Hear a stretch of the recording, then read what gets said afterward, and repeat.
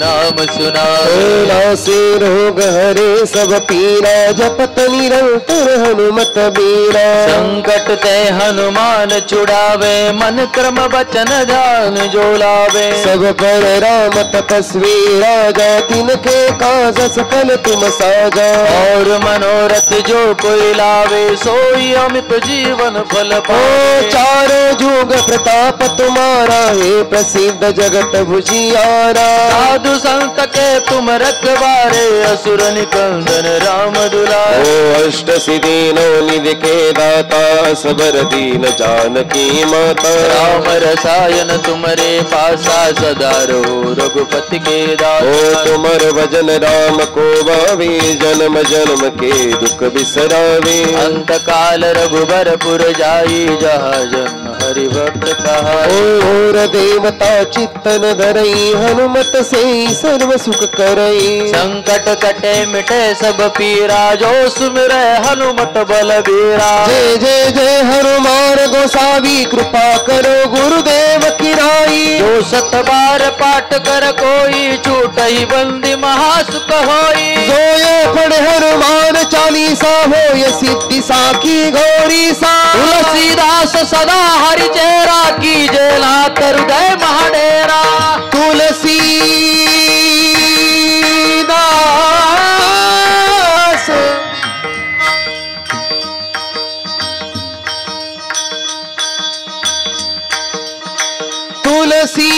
तुलसीदास सदा हरि चेरा कीजे नाथ हृदय डेरा। तुलसीदास सदा हरे जरा कीजे नाथ कीजे नाथ हृदय महाडेरा। की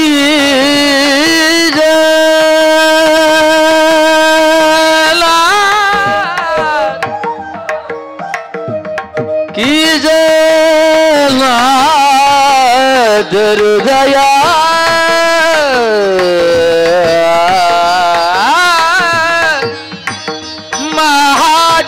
महाडेरा। तुलसीदास सदा हरि चेरा कीजे नाथ हृदय महडेरा। कीजे नाथ हृदय महडेरा। राम राम राम सिया राम राम राम राम राम राम सिया राम राम राम। राम राम राम सिया राम राम राम राम राम राम सिया राम राम राम राम राम सिया राम राम राम राम सीता सही राम हृदय सुर धूप सिया राम राम राम सिया राम राम राम सिया राम राम राम सिया राम राम। पवन तनय कटहरन मंगल मूर्ति रूप। राम लखन सीता सहित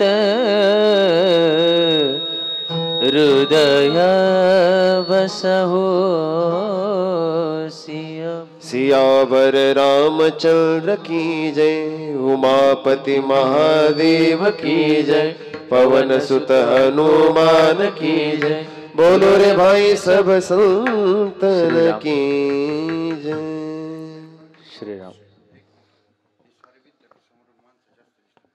विद्यार्थी खाली बसवर सगळे आपले संस्थांचे प्रसन्नं प्रपन्नारतिहर देव देव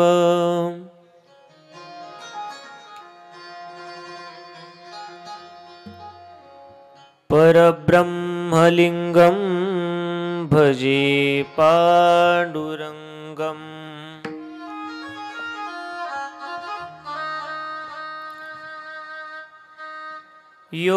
योगीराजं यतिश्रेष्ठम्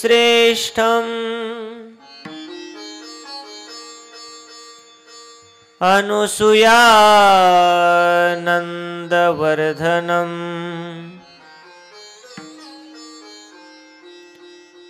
भर्गं वरेण्यं विश्वेशम्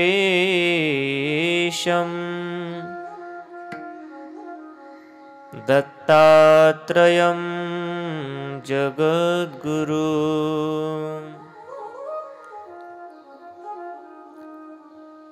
कैलासराना शिवचंद्रमौळी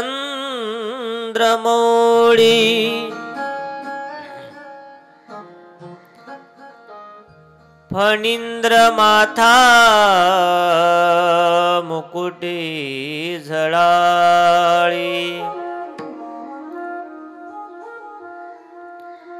कारुण्य सिंधू भव दुःखहारी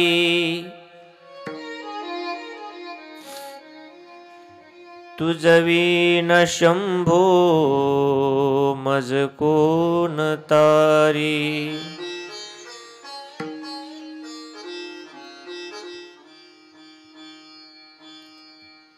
नमो सद्गुरु तुकया ज्ञानदीपा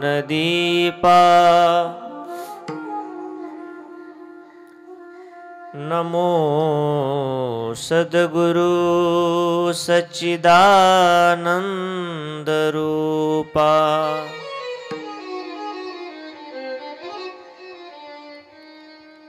नमो सद्गुरु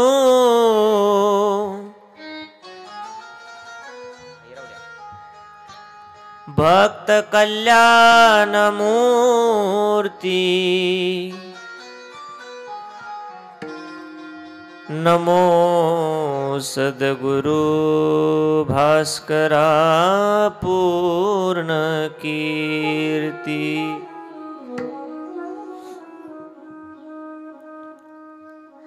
जया पूजिले आदरे पांडुरंगे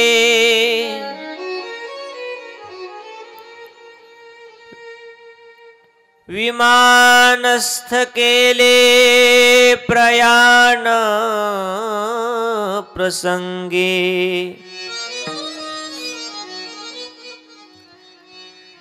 तनु मानवी दिव्य रूपीच केली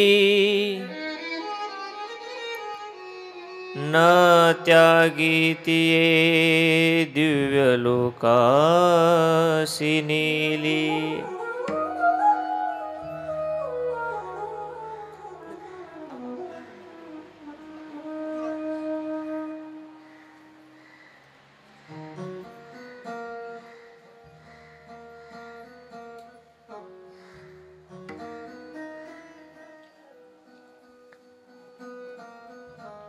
ज्या ज्या ठिकाणी मन जाय माझे त्या त्या ठिकाणी निज रूप तुझे ज्या ज्या ठिकाणी मन जाय माझे त्या त्या ठिकाणी निज रूप तुझे ज्या ज्या ठिकाणी मन जाय माझे त्या त्या ठिकाणी निज रूप तुझे ज्या ज्या ठिकाणी मन जाय माझे त्या त्या ठिकाणी निज रूप तुझे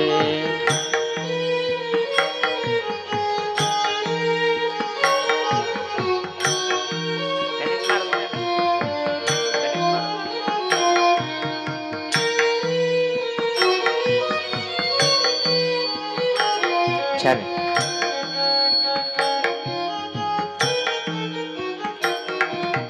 मी ठेवितो मस्तक ज्या ठिकाणी, मी ठेवितो मस्तक ज्या ठिकाणी, तेथे तुझे सद्गुरु पाय दोन्ही. ज्या ज्या ठिकाणी मन जाय माझे, त्या त्या ठिकाणी निज रूप तुझे. ज्या ज्या ठिकाणी मन जाय माझे, त्या त्या ठिकाणी निज रूप तुझे.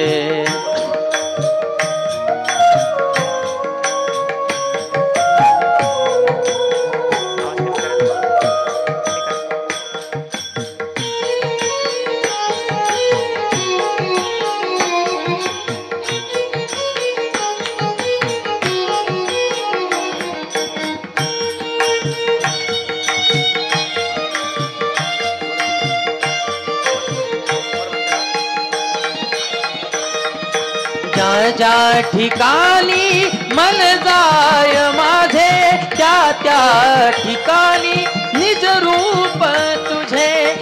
चराचरी व्यापकता जयाची,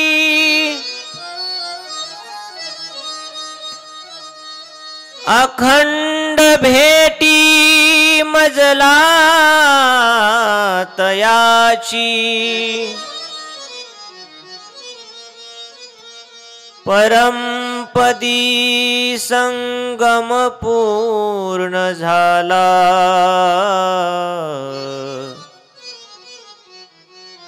विसरू कसा मी गुरुपादुकाला.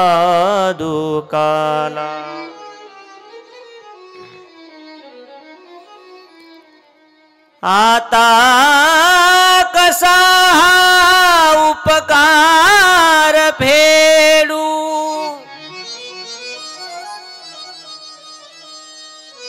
हा देह वाळून दूर सोडू. म्या एक भावे प्रणिपात केला,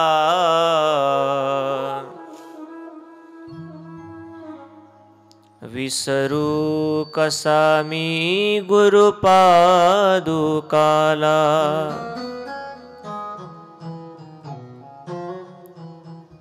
शबरी नाम कुलोत्पन्नम, मारुतिर्नाम यस्य पिता, माता राईर्नाम यस्य,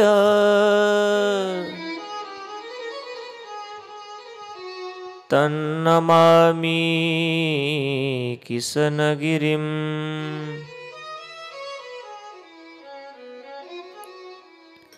प्रवरातटे निवासम्, देवगड ग्रामे कर्मभूमिम्.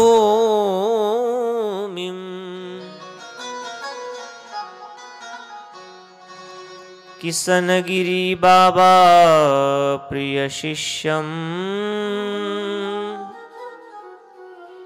तन्नमामि भास्करगिरिम्.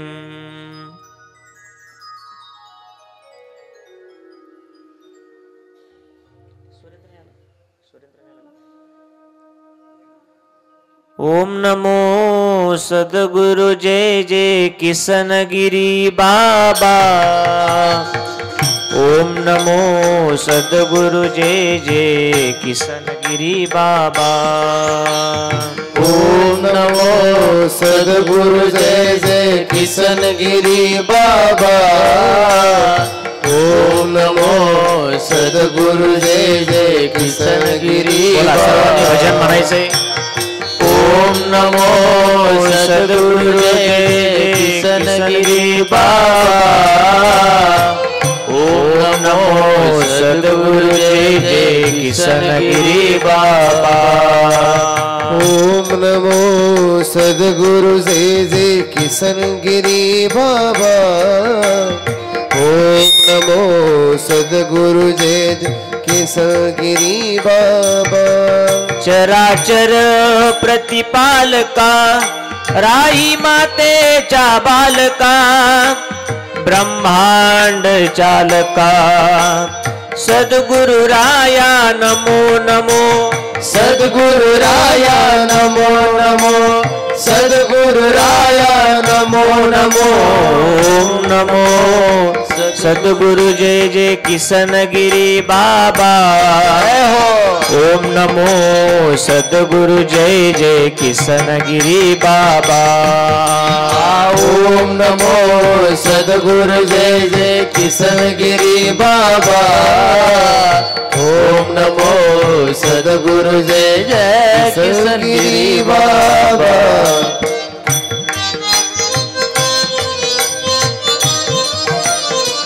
जय हो।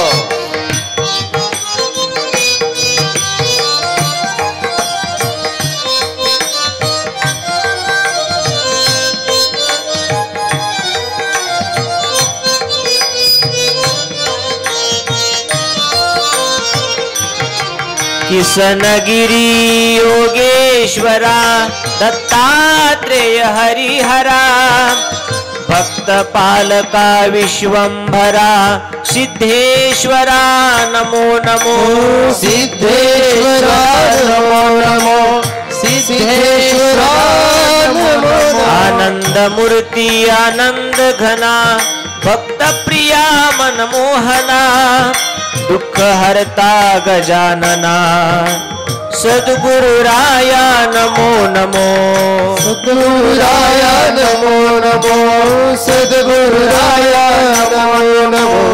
ओम नमो सद्गुरु जय जय किशन गिरी बाबा।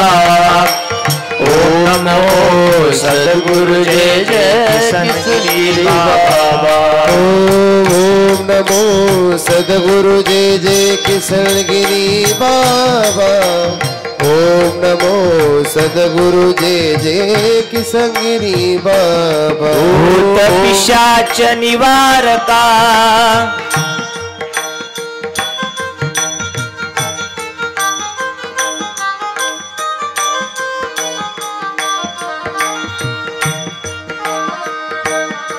भूत पिशाच निवारका करणी बाधा संहारका सकल दुख हरका सद्गुरु राया नमो नमो सद्गुरु राया नमो नमो सद्गुरु राया नमो नमो। लोकनाथा जगन्नाथा प्राणदाता आत्मा रामा पुण्यवंता पुण्यशीला सद्गुरु राया नमो नमो सद्गुरु राया नमो नमो सद्गुरु राया नमो नमो। ओम नमो सद्गुरु जय किशन गिरी बाबा। ओम नमो सद्गुरु जय जय किशन गिरी बाबा। ओम नमो सद्गुरु जय जय किशन सर्वांनी भजन म्हणायचंय। बाबा। ओम नमो सद्गुरु जय जय किशन गिरी बाबा। चराचर प्रतिपालका राही मातेच्या बालका ब्रह्मांड चालका सद्गुरु राया नमो नमो सद्गुरु राया नमो नमो सद्गुरु राया नमो नमो। किशनगिरी योगेश्वरा दत्तात्रेय हरिहरा भक्त पालका विश्वंभरा सिद्धेश्वरा नमो नमो सिद्धेश्वरा नमो नमो सिद्धेश्वरा नमो। ओम नमो सद्गुरु जय जय किशन गिरी बाबा। ओम नमो सद्गुरु जय जय किशन गिरी बाबा। ओम नमो सद्गुरु जय जय किशन गिरी बाबा। ओम नमो सद्गुरु जय जय किशन गिरी बाबा। ओम नमो सद्गुरु जय जय किशन गिरी बाबा। ओम नमो सद्गुरु जय जय किशन गिरी बाबा। ओम नमो सद्गुरु जय जय किशन गिरी बाबा। ओम सद्गुरु जय जय किसनगिरी बाबा किसन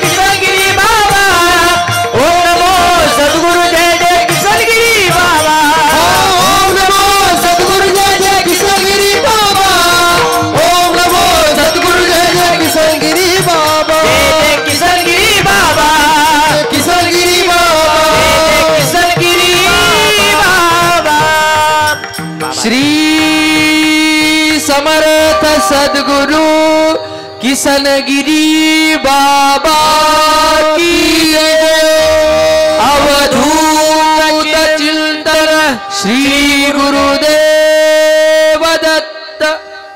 पवित्र अशा अमृतवाहिनी प्रवरा मातेच्या या तीरावरती सद्गुरु मोठे बाबांच्या संकल्पनेतून निर्माण झालेलं हे क्षेत्र तपश्चर्येने वास्तव्याने पवित्र असं हे श्री क्षेत्र देवगड संस्थान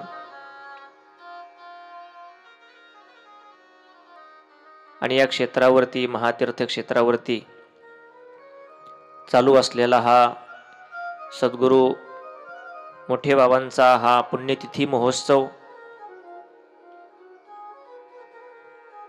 त्यामध्ये कथेचा असणारा हा दुसरा दिवस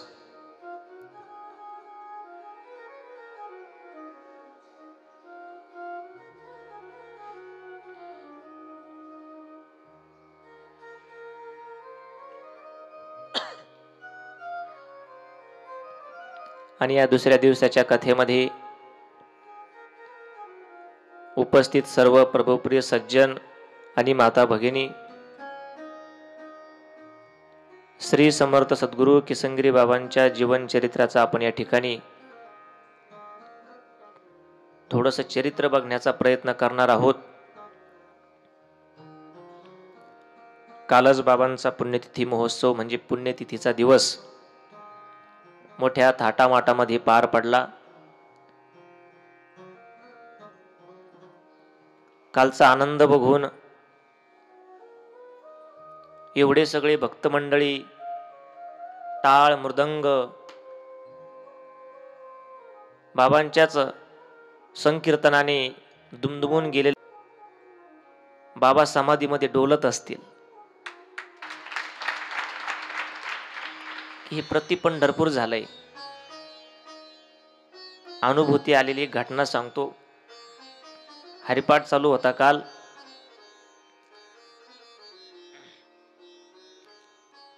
हरिपाठ चालू असताना भरपूर दिंड्या येत होत्या। खांद्यावर पताका, गळ्यामध्ये टाळ, मृदंग, पालखी जशी असेल तशी, कुणाची गाडी असायची, कुणाची पालखी, कुणाचा रथ, परंतु आतमध्ये बाबांचा फोटो। सगळ्या जयघोषामध्ये बाहेरून दिंड्यांचा स्वागत चालू, प्रदक्षिणा चालू, इकडे हरिपाठ चालू।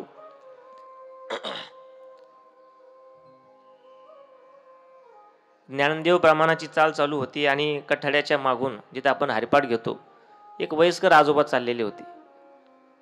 कालच बायजाबाई जेऊरचे रामनाथ महाराजही होते, पूजनीय स्वामीजीही होते आणि सहज त्यांना पलीकडच्या कोपऱ्यातून इकडे येताना बघितलं आणि मला भास असा झाला की हे मोठे बाबा आहेत। कारण प्रतिरूपच तसं होतं, बुटकी मूर्ती, सावळी मूर्ती आणि थोडासा पिवळ्या कलरचा फेटा होता, जसा फोटो बाबांचा दत्त मंदिरामध्ये आहे। थोडंसं वाकलेलं शरीर, गुडघ्यापर्यंत धोतर आणि चमत्कार म्हणजे पायावरती थोडेसे पांढरे पांढरे वन जे बाबांच्याही पायावर होते आणि हसत हसत जवळ आले. येताना असे हात केले आमच्याकडे. आनंदी आनंद, आनंदी आनंद. मलाही भास झाला, नाही आपल्याला बाबांना बघता आलं, नाही बाबांचा स्पर्श झाला, परंतु बाबा या समाधी सोहळ्याला येऊन जाणार नाही असं होणार नाही. तसं बघितलं तर बाबा इथेच आहेत. जरी मी देह ठेविला तरी ममात्मा इथेच रमला.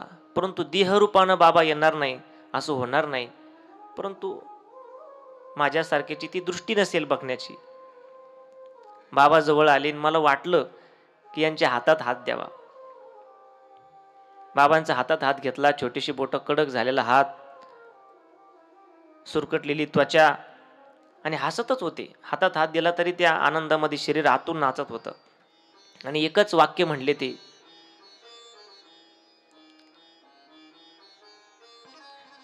म्हणे भाऊ तुम्ही पंढरपूर निर्माण केलं इथं.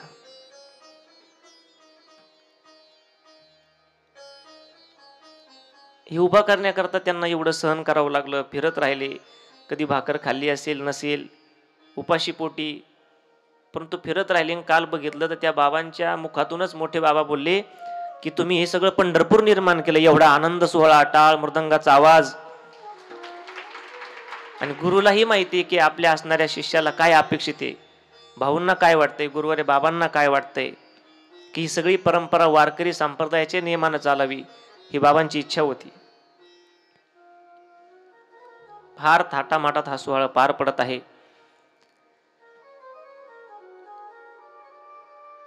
का करायची ही कथा, कुणाची कथा करायची, आपण काल बघितलं.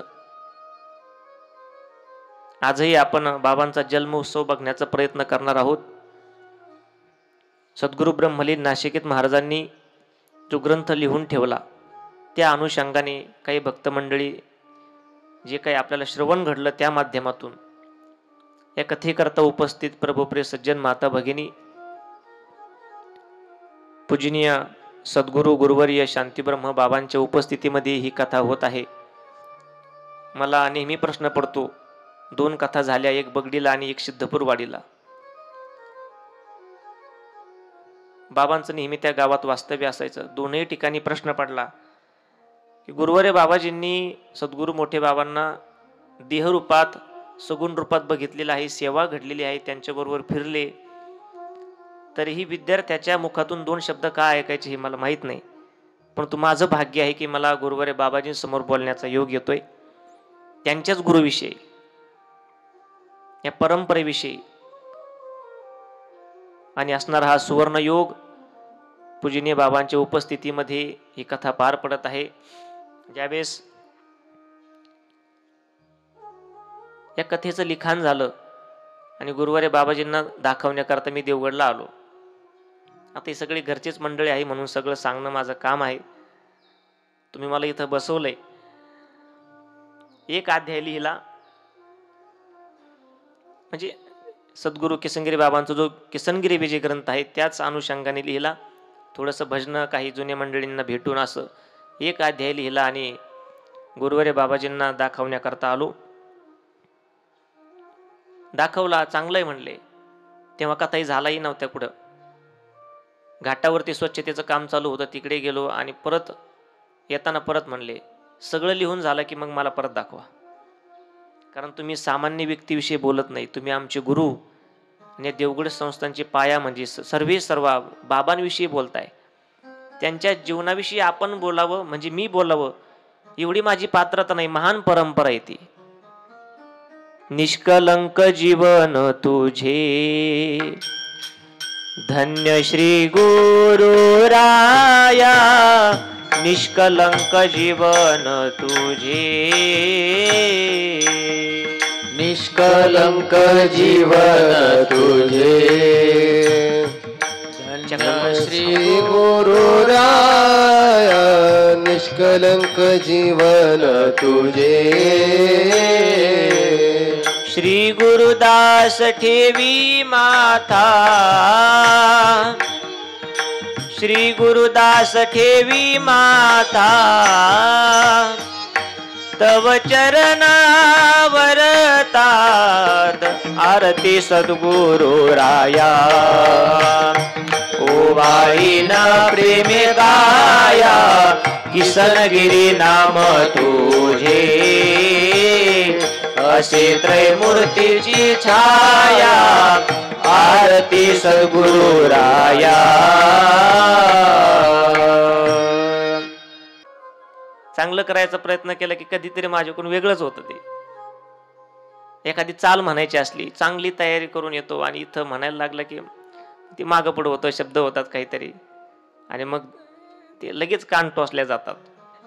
आणि इथं कान टोचल्या जातात म्हणूनच समाजात मान उंच करून फिरता येत आहे. नाही तर कोण कोणाच्या पाठीवर थाप टाकायला आज तयार नाही, कोण कोणाचं ऐकायला तयार आहे. परंतु बाबांनी हे सगळं बघितलं आणि या ठिकाणी कथा करण्याचा योग प्राप्त झाला. पूजनीय बाबांच्याही चरणी साष्टांग दंडवत घालतो. त्याचबरोबर पूजनीय स्वामीजींच्याही उपस्थितीमध्ये ही कथा चालू आहे. स्वामीजींचंही वेळोवेळी मार्गदर्शन भेटत गेलं. जेव्हा जेव्हा कथेचा विषय निघाला तेव्हा तेव्हा त्यांनी तो उत्साह माझ्यामध्ये निर्माण केला की तुम्ही करू शकता. बाबांच्या सानिध्यात तुम्ही राहिले, विद्यार्थी आहात, मार खाल्ला असेल, बाबांबरोबर लहानपणी कार्यक्रमाला गेलो गाडीमध्ये, कधी नकळत झोप लागली की चोपदार मंडळी म्हणायची ही पोरा सरळ झोप. चुकून कधी कधी बाबाच्या अंगावरती लहान पडायचो. कधीतरी डोक्यावर हात ठेवला असेल म्हणून 2 शब्द बोलता येते, नाही तर काय पात्रता आहे आमची. स्वामीजींनी सांगितलं की हे करू शकता, चांगलं आहे आणि बाबांना ते आवडेल. वेळोवेळी मार्गदर्शन केलं. जे बोलायचं, जे गायचं, जे भजनं बाबांची म्हणायची ते म्हणून घेतले. याच्यामध्ये काय बदल करायचा, बाबांना काय आवडेल, शेवटी हा शब्द की बाबांना काय आवडेल हे करा. बाबांना श्रवणीयच कथा द्यायची आहे, त्यांना त्रास होईल असं माझ्याकडून काही मोठे बाबांनी होऊ देऊ नये.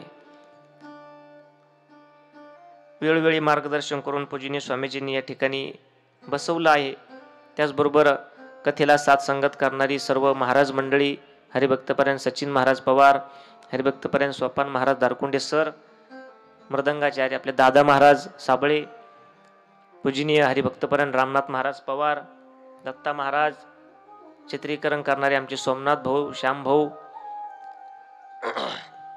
आमचे तात्या आहेत, पूजनीय ससे महाराज आहेत. सर्वच आपलं देवगड भक्त परिवार आहे, बाबांचे भक्त. आणि या संस्थांवरती, बाबांवरती, या परंपरेवरती निष्काम आणि स्वच्छ भावना ठेवणारी ही सर्व मंडळी आहेत.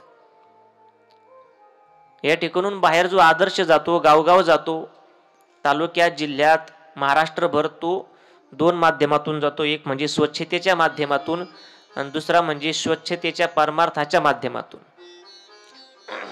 परमार्थही किती स्वच्छ असावा, भजन किती स्वच्छ असावं, आरती किती सावकाश असावी, देवाला ती कशी आवडेल, या सगळ्या माध्यमातून ही कीर्ती बाहेर गेली. सर्व ही भक्त मंडळी याचमुळे या ठिकाणी येतात.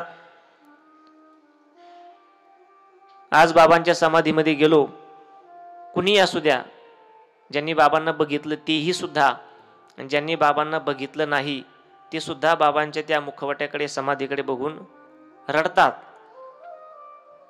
की एके काळ कसा होता, चतकुर भाकरी करता 4 घरं फिरावं लागत होते, कुठेतरी काम करावं लागत होतं, पण आज हा सगळा आनंद सोहळा बघून ही कशी समविषमता. बाबांच्या पवित्र समाधीकडे बघितलं की एक डोळा हसतो आणि एक डोळा रडतो.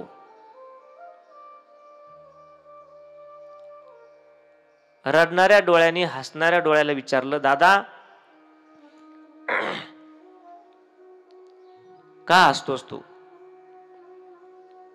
त्यावेळेस हसणाऱ्या डोळ्याने उत्तर दिलं, अरे बघ ना म्हणले, किती दिंड्या आल्यात, 250-300 दिंड्या आल्यात, लाखो लोक येऊन गेले. गुरुवारी बाबाजीने नेहमी वाटायचं, आम्ही सगळ्यांच्या घरी गेलो, वास्तुशांतीला भेट दिली, सुखदुःखात भेट आलो, स्वतःच्या शरीराची काळजी न करता फिरत राहिलो. 9 ते 11चे कीर्तन, घरी इथे यायला 2-3 वाजायचे, पहाट आलं की 10-15 मिनिटं पडायचं, लगेच स्नान करायचं, एवढं सगळं केलं. आणि मग लोक आपल्याकडे काय येत नाही, बाबांच्या पुण्यतिथीला काय येत नाही, काय चुकतंय? पण हे सगळं बघून आता तो डोळा हसायला लागला की आता ही गर्दी वाढली, गर्दी म्हणजे भक्तांची गर्दी. बाबांनी केलेल्या त्या सगळ्या आट्यापिट्याचा आज सार्थक झालेलं दिसलं. तो डोळा म्हणतो बघ किती आनंद आहे.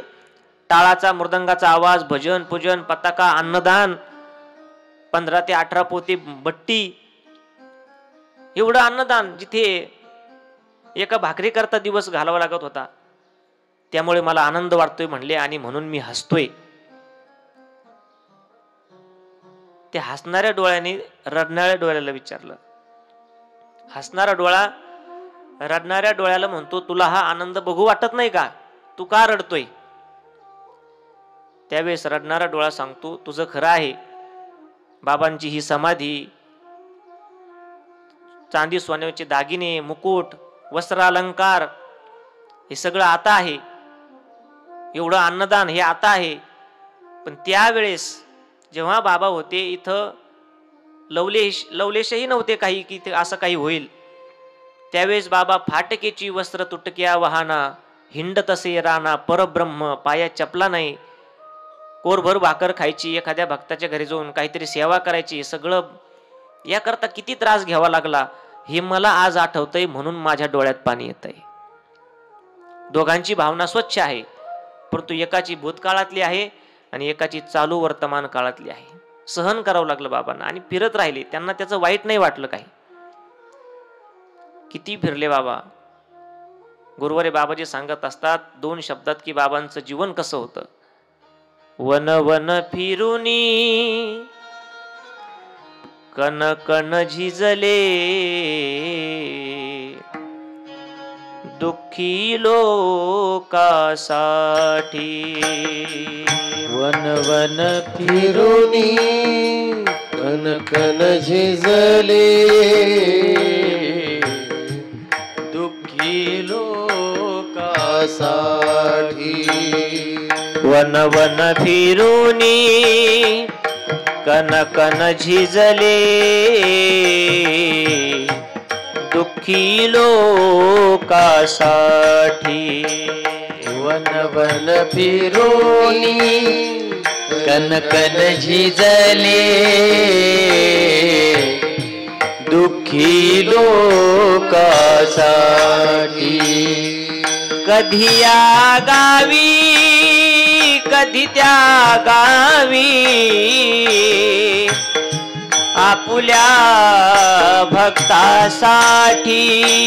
कधी या गावी कधी त्या गावी, आपुल्या भक्तासाठी. कधी या गावी कधी त्या गावी, आपुल्या भक्तासाठी. कधी या गावी कधी त्या गावी, आपुल्या भक्तासाठी. धन्य झालो तव गुण गाता, गिरगिरी देवा. धन्य झालो तव गुण गाता, गिरगिरी देवा.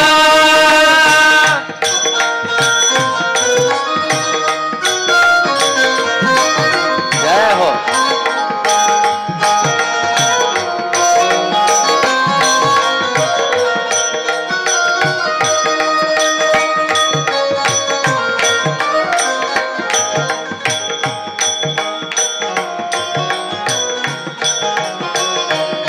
धन्य झालो तव गुणारा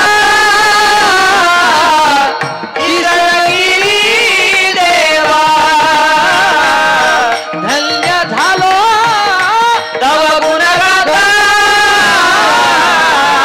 किसलगिरी देवा. फिरत राहिले भक्तांकरता, दीनदुबळ्यांकरता, मुक्या प्राण्यांकरता सेवा करत राहिले तेव्हा ही कथा होते. चारित्र्यवान जीवन जगत राहिले तेव्हा चरित्र होतंय.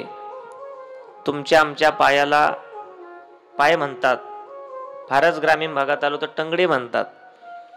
परंतु संतांच्या पायाला पाय नाही, चरण म्हणतात, कारण त्यांच्या जीवनात आचरण असतंय. आणि बाबांच्या असणाऱ्या या आचरणाने, चरणाने, पदस्पर्शेने पावन झालेली ही भूमी आपलं देवगड, या ठिकाणी ही सुंदर कथा चालू आहे. पूजनीय बाबांच्या आणि आपल्या सर्वांच्या असणाऱ्या मातोश्री आईंची ही उपस्थिती आहे. काल सकाळी सुद्धा ना, आज सकाळी दर्शनाला गेलो. काल आईने डोक्यावर हात ठेवला, आशीर्वाद दिला. आज जवळ गेलो, आले कथाकार. कथाकार नाही व्हायचं, आईची माया असते. आई या ठिकाणी उपस्थित आहेत. काल आपण बघितलं मंगल का करायचं, कथा का करायची. सद्गुरु ब्रह्मलीन नाशिकेत महाराजांनी या ग्रंथाला लिहिण्यापूर्वी नमन केलंय.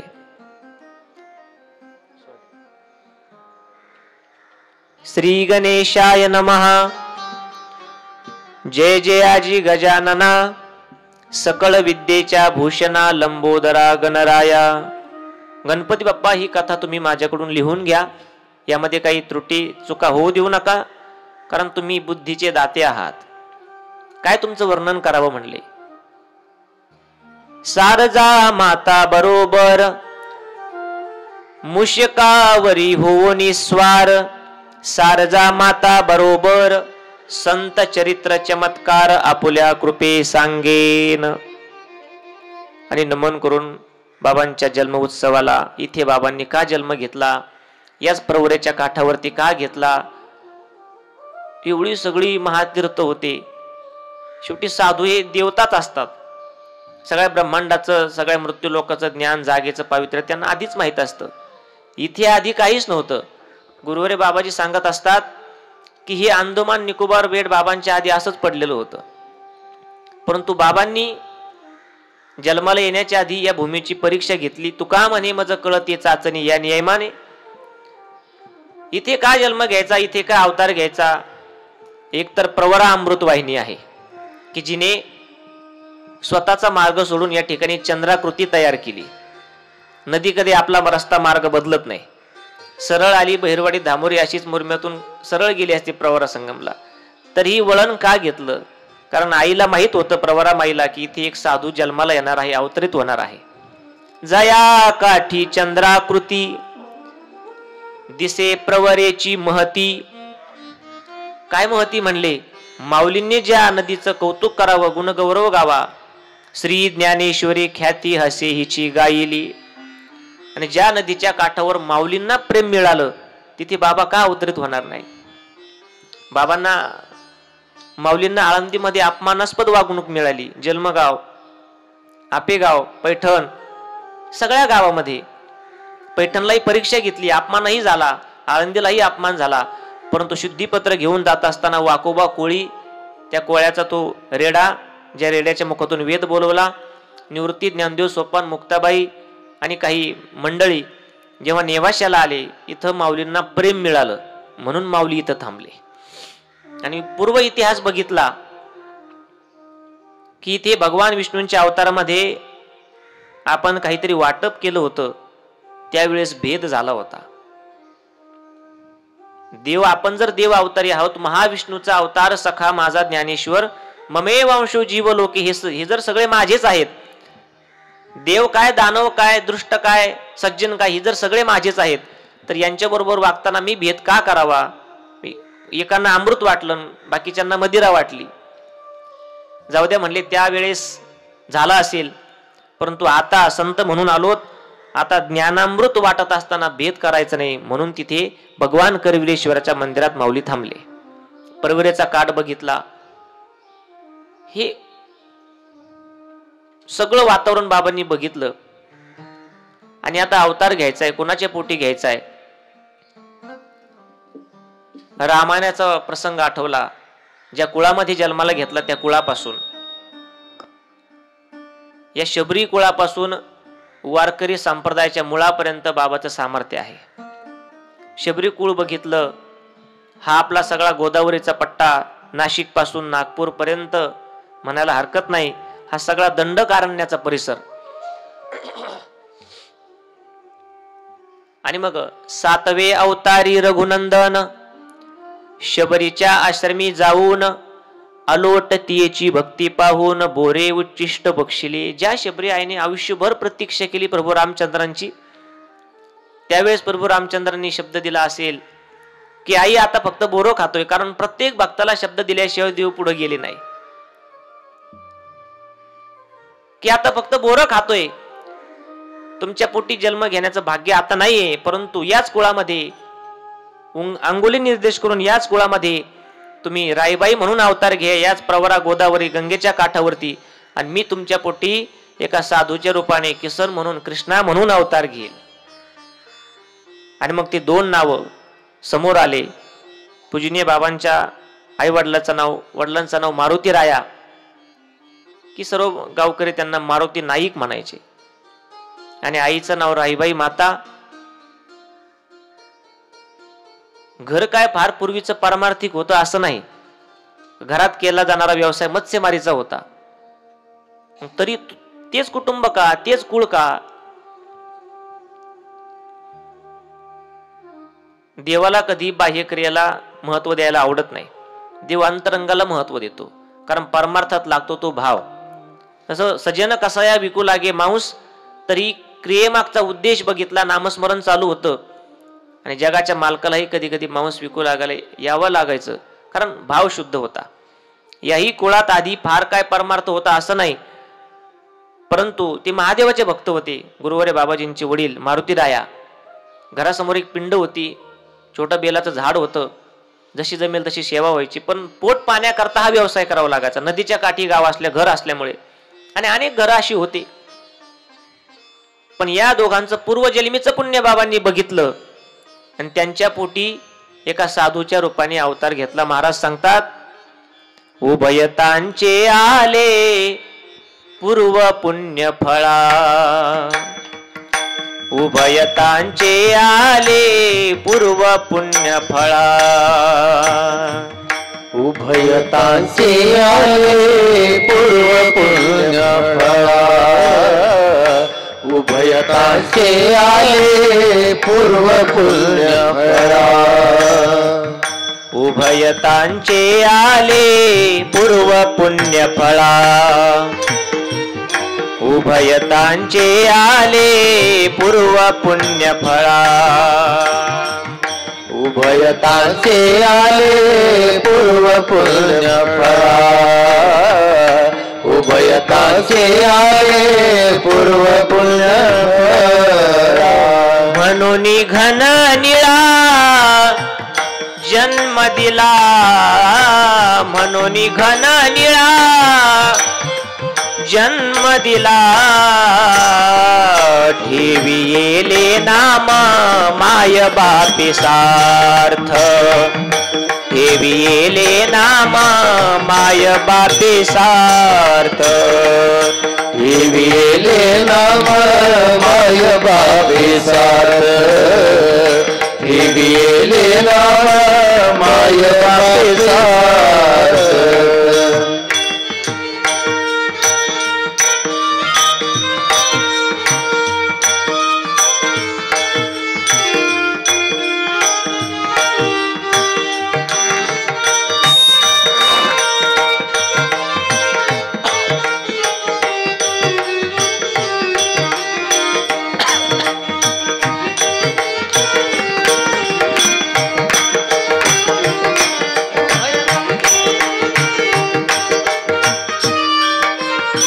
जरी परमार्थ नव्हे ठावा, जरी परमार्थ नव्हे ठावा, ठेविले नाम माय बापी सार्थ, ठेविले नाम माय बापी सार्थ, ठेविले नाम माय बापी सार्थ.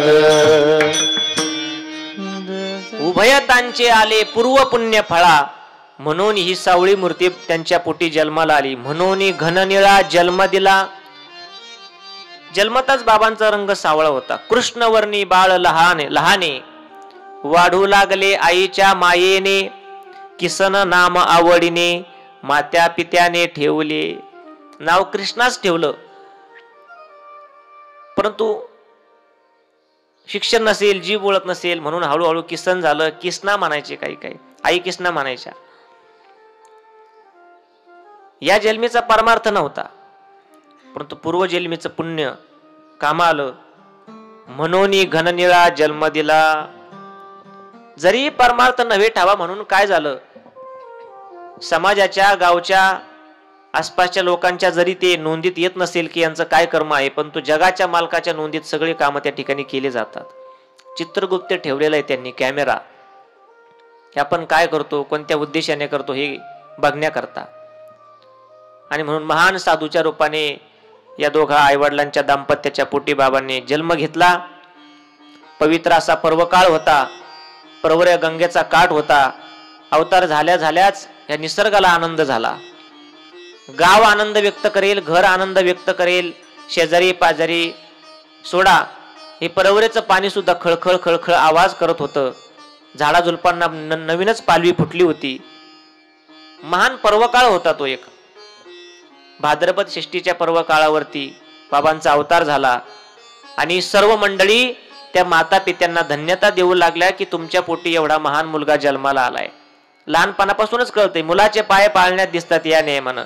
आईलाही धन्यता, आईच्या कुळालाही धन्यता, सासरलाही धन्यता आणि माहेरलाही धन्यता.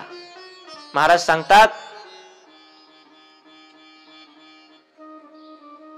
राही बाई माते धन्य तुया जगी, माते धन्य तुया जगी. राही बाई माते धन्य तुया जगी. राही बाई माते धन्य तुया जगी.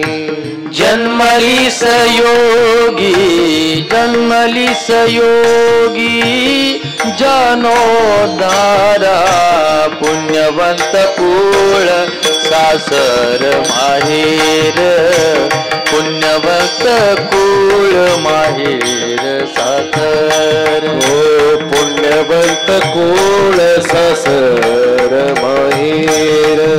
पुण्यवंत कुळ सासर माहेर. कुळाला, सासरला, माहेरला सगळ्यांना धन्यता.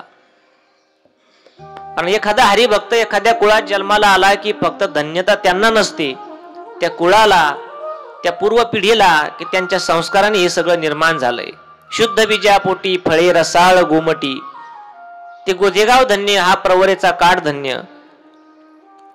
गोधेगावी येथे प्रगटोनी त्वा वंशाभूषविले. गोधेगावी येथे प्रगटोनी त्वा वंशाभूषविले. गोधेगावी येथे प्रगटोनी वंशाभूषविले. गोधेगावी येथे प्रगटोनी वंशाभूषविले.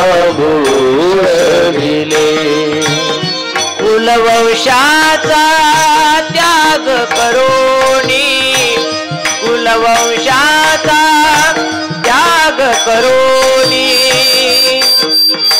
प्रभुला तोषविले.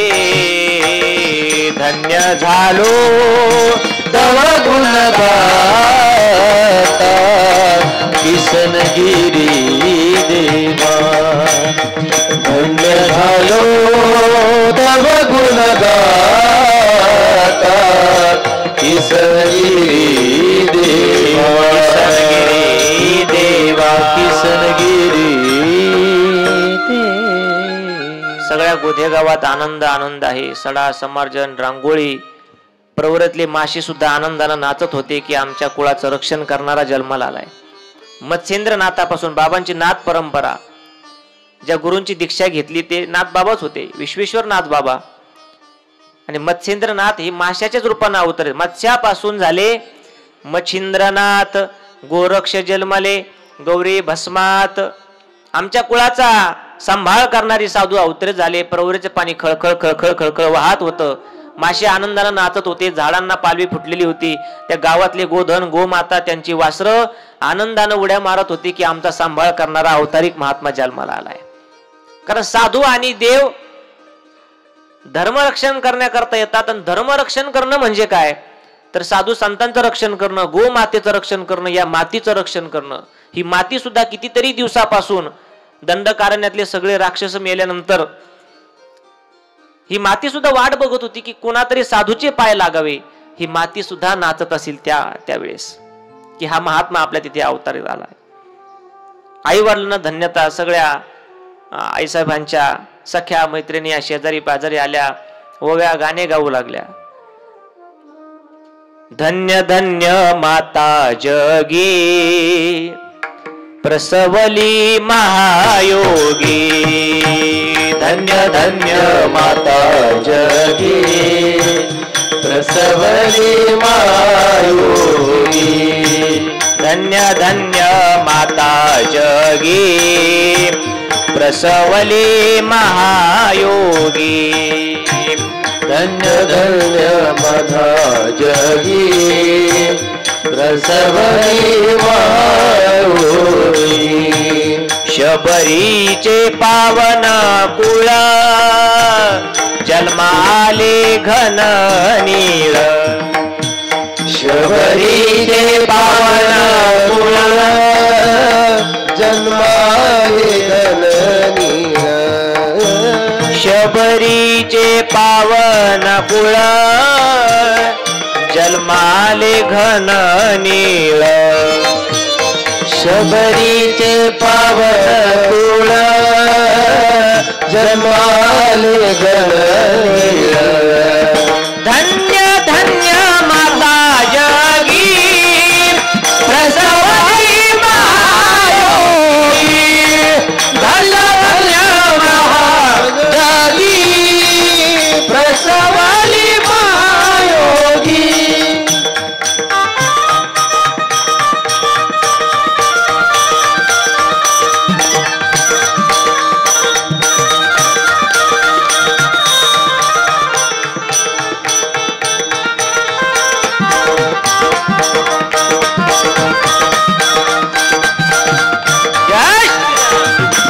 जय हो.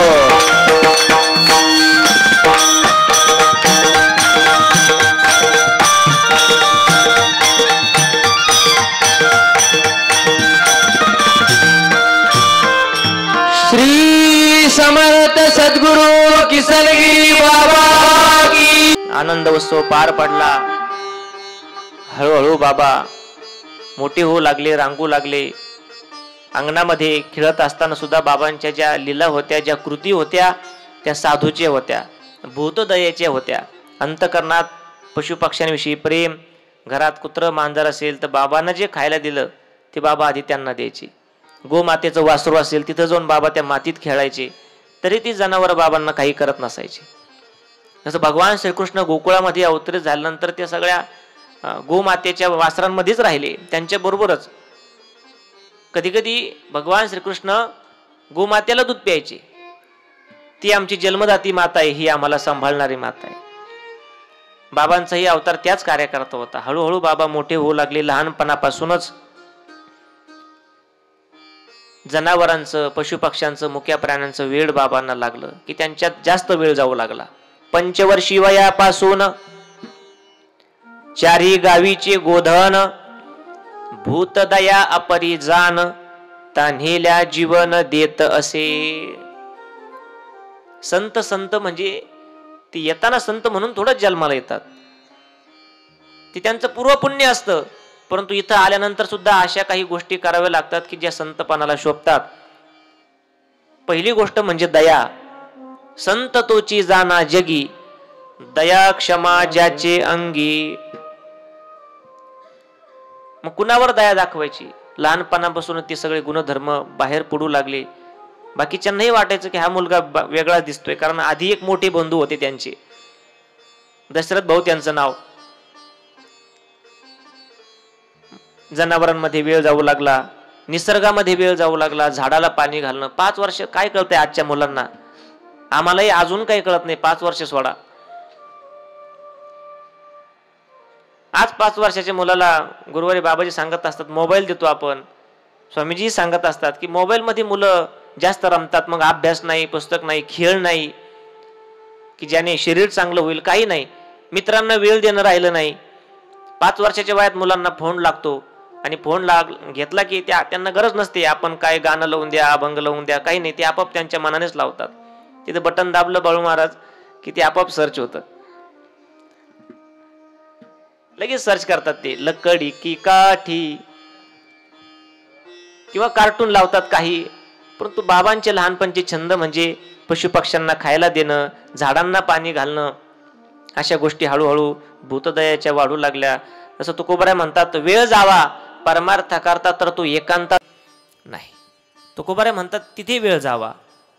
वृक्षवल्ली आम्हा सोय रे वनचरे, वृक्षवल्ली आम्हा सोय रे वनचरे. पक्षीही सुस्वरे आळवीती, वृक्षवल्ली आम्हा सोय रे वनचरे. वृक्षवल्ली आम्हा सोय रे वनचरे, वृक्षवल्ली आम्हा सोय रे वनचरे, वृक्षवल्ली आम्हा सोय रे वनचरे. येणे सुखे रुचे एकांताचा वास,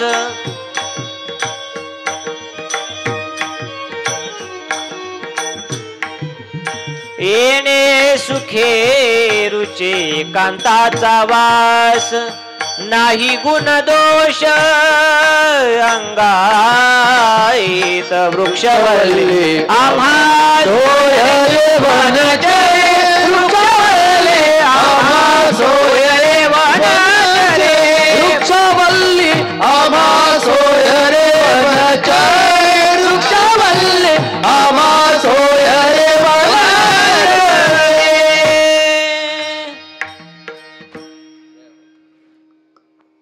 पशुपक्ष्यांमध्ये वेळ जाऊ लागला, वेगवेगळ्या घटना घडू लागल्या की जे अशा लहान मुलाकडून घडू नये. चमत्कारी घटना, जनावरं वळणं, आईवडिलांना वेळ देणं, सेवा करणं, पाणी आणून देणं, आईच्या हाताखाली काम करणं. आधी बाबांनी हे परमार्थ केला तो घरापासून केला. घरात आई वडील बघितले, आई वडिलात देव बघितला, मग पशुपक्ष्यात देव बघितला आणि मग माणसात देव बघितला.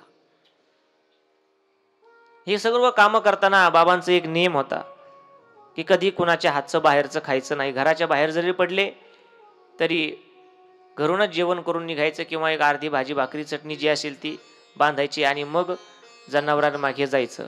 परी एक नेम विलक्षण, जन्मदात्या आई वाचून, नतसेवी अन्नकन इतरांच्या हातीचे, म्हणून बाल संन्यासी म्हणतात. पावित्र्यता हा परमार्थाचा पाया आहे. तो बाबांनी या संस्थानला, या सर्व परंपरेला घालून दिला. ती परंपरा आजही चालू आहे. आईच्या हातचं जीवन फार तर फार नंतर बाबांच्या भगिनी होत्या भिकू आई, पूजनीय प्रातस्मरणीय वैकुंठवासी भिकू आई, त्यांच्या हातचं कधी मध्ये बाबा खायचे. गुरुवारी बाबाजी आज विद्यार्थ्यांच्या हातचं जेवण घेतात किंवा आईने केलेलं. जेव्हा आम्ही इथे विद्यार्थी होतो तेव्हा आई यायच्या उन्हाळ्यामध्ये. आता थकल्या आई, पण तेव्हा इथे यायचं आणि गुरुवार असेल की मग पुरणपोळी, ते डाळीचे केलेले लाडू, सगळं स्वयंपाक करायचं सगळं. आणि आग्रहानं वाढायचं, घ्या, एवढ्याने काय होतंय, आदरानंच बोलायचं. आई वडील कोणाला नको, आई आई असते. संन्यासी असू द्या, ब्रह्मचारी असू द्या, चोर असू द्या, भूत असू द्या, आई आई असते. स्वामी तिन्ही जगाचा, ही म्हण उगाच नाही पडली. प्रत्येकाला आई प्रिय. भगवान श्रीकृष्ण अवतारिक होते, देव होते, तरी सुद्धा आईच्या हातचा खाण्याचा त्यांना मोह नाही आवरला. आई, मी एवढं सगळं काम करतोय आणि तू मला साधं लवकर जेवणही करून देत नाही, चल म्हणले घरी. यशोदे घराकडे चाल मला जीव घाल. यशोदे घराकडे चाल मला जीव घाल. यशोदे घराकडे चाल मला जीव घाल. यशोदे घराकडे चाल मला जीव घाल. हे आई फार काय करू नको, पण निदान मला आवडतं ते कर. साध्या गव्हाची पोळी लाटी, साध्या गव्हाची पोळी लाटी, मला पुरणपोळी करून दे मोठी. मला पुरणपोळी करून दे मोठी. नाही आडवीत गुळासाठी मला जेवू घाल. यशोदे घराकडे चाल मला जीव घाल. यशोदे घराकडे चाल मला जीव घाल. यशोदे घराकडे चाल मला जीव घाल. मला जीव घाल. मला जीव घाल. प्रत्येकाला आईच्या हातचं जेवण आवडतं. कसंही असू द्या, आईचं जेवण, हातचं जेवण घेतल्याशिवाय पोट भरत नाही. बाबा आईच्या हातचं जेवण करायचे, इको कमी, आणि मग बाहेर पडायचे. खाऊन जायचं किंवा घरी आल्यानंतर जेवायचं. मग कधी कधी जनावरं वळायची, कधी कधी मोठे बंधू होते त्यांच्याबरोबर मासेमारी करण्याकरता जायचं. परवरे गोदावरीचा गंगेचा काठ, मोठं पात्र होतं, भरपूर मासे होते, व्यवसाय होता तो एक. दोघा भावांबरोबर मासे पकडण्याकरता बाबाने बालमूर्तीमध्ये जावं. छोटीशी बालमूर्ती नजरेसमोर आणा. बालपण मांडायचं म्हणल्यानंतर मला तिथे जावं लागेल, काही चुकलं तर माफ करा. छोटीशी बालमूर्ती, अंगावर छोटेसे फाटके कपडे, गरिबी ना. 18 ते विश्वदैन्य घरा माझी, परी नाही काळजी तसू भरी, परी नाही काळजी तसू भरी. गरिबी फार वाईट असते, माणसाला काय करायला लावेल सांगता येत नाही. दोघा भावांबरोबर मासे पकडण्याकरता गेलं की ते मासे पकडायची टोपलीत टाकायचे. तयाचे बंधू दोन, प्रवरेत धरीत होते मीन. आणि परत पकडायला जायचं, परत जाळं टाकायला जायचं आणि सांगायचं भाऊ इथं थांबा. ते किती बोलायचे, ते किसना म्हणायचे. अभंगात आलंय किसना म्हणायचे. ते इथं थांबा. बाबा थांबायचे. ते परत मासे पकडण्याकरता गेले की बाबा बघायचे ते माशांकडं. ते तडफड तडफड तडफड तडफड करायचे. बाबांना ते बघवायला जात नसायचं. त्रास व्हायचा अंतःकरणामध्ये. कारण मासा हा पाण्यात जगतो, पाण्याच्या बाहेर काढला की मरतो. जीव जिती जीवना संगे, मत्स्या मरण त्या वियोगे. आपण पाण्यात टाकलं की आपण मरतो, पोहता येत नसेल तर. आपण पाण्यावर जगतो, मासा पाण्याच्या वर काढला की मरतो. ती मासे बघितली की बाबांना सहन होत नसायचं. बाबा ती मासे घ्यायचे आणि हळूच पाण्यात सोडून द्यायचे. तो मासाही जाताना माग वळून पाहायचा, कोण महात्मा आहे बाबा. स्वतःच्या पोटाची खळगी भरण्याकरता हे सगळं चालू आहे असताना सुद्धा आम्हाला सोडून देतोय. परंतु मत्स्येंद्रनाथाचा उपदेश की या कुळाचा, या परंपरेचं संरक्षण करा. निसर्ग स्वच्छ करतात ते. प्रत्येकाला जीव आहे, प्रत्येकातला आत्मा एक आहे. बाबा म्हणायचे मानव आता आहे तेच मीन देही, आत्मतत्व पाही वेगळ आले. शरीर वेगळं आहे म्हणून आत्मा वेगळा नाहीये. नटणारी शक्ती एकच आहे. मासे पाण्यात सोडून द्यायचे. दोघं भाऊ परत आले की बागाची टोपली मोकळीच. अरे कृष्णा काय झालं, मासे कुठे आहे? मोठ्या भावाच्या अधिकारानं बोलायचे. म्हणे पाण्यात सोडून दिले. पाण्यात सोडून दिले. त्यांनाही वाटायचं कोण अवलिया महात्मा आलाय. आई सांगते म्हणले घरी की तुम्ही बाहेर गेले की हा असा वागतो, तो तसा वागतो. विश्वास बसत नव्हता. परंतु त्यांनाही आश्चर्य वाटायचं ही मासे पाण्यात सोडण्याचे बघून. का सोडले पाण्यात? बाबांनी म्हणायचं त्यांची तडफड मला बघू वाटत नाही. मग पाण्यात सोडून द्यायचे का? हो. आणि खायचं काय? बाजार कशाचा करायचा, काय विकायचं, काय विकून भाजीपाला आणायचा. बाबा म्हणायचे मग हे याच्यावर आपलं पोट भरतं का? हो, हे विकून आपल्याला बाजार करावा लागतो. बाबा म्हणायचे दुसऱ्याचं जीवन घेऊन, दुसऱ्याचा जीव घेऊन जर पोट भरायचं असेल तर त्यापेक्षा उपाशी राहिलेलं बरं. त्या बंधूंना सुद्धा आश्चर्य वाटायचं, काय एवढ्या कमी वयात काय संस्कार घेऊन हा मुलगा जन्माला आलाय. धरिले ते मीन सोडी तसे जळी, वृत्ती ती निराळी बंधू नेने, म्हणतसे कृष्णा